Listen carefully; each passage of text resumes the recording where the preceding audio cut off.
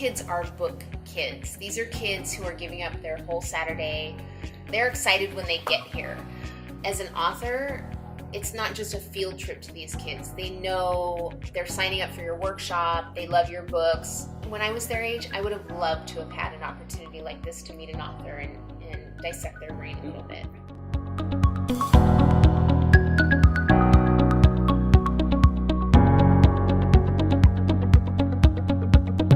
We started with 250 students our first year. 4 years later, we have 640 students downstairs, 56 schools. We've got Oregon and Washington here.